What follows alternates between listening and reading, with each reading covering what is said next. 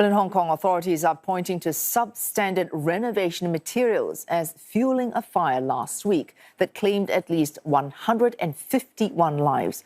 Police are searching for those who are still missing at Wang Fuk Court complex in Taipo.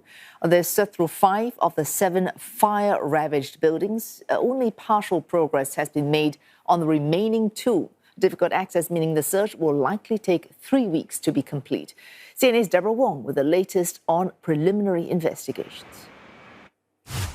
Authorities just had a press conference earlier and they mentioned that 7 out of the 20 samples of the scaffolding net that they've taken from the burn site were found to be not meeting fire safety standards. In short, they were non-compliant material. And they also found that upon investigation, following the damage from a typhoon earlier this year in July, the contractors had actually replaced some of the damaged netting with substandard material, non-compliant ones, and basically putting them in places where it's quite inaccessible, where only firemen could reach if they did some maintenance works.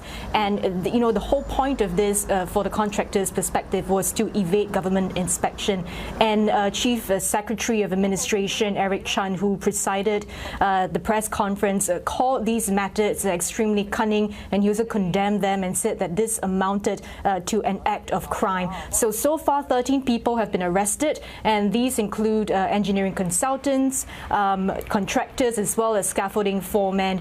Now, the victim identification unit from the police also conducted a press conference slightly later, and they mentioned that searches at 5 out of the 7 burnt buildings have already been completed. They've recovered 5 bodies so far. 39 bodies are still awaiting identification, and the bodies they found were scattered all across the corridors as well as the units. And they're now commencing searches in the remaining 2 buildings, and they mentioned that searches will take some time because it's not just combing the burn sites for bodies, but it's also combing the site for any evidence they can find.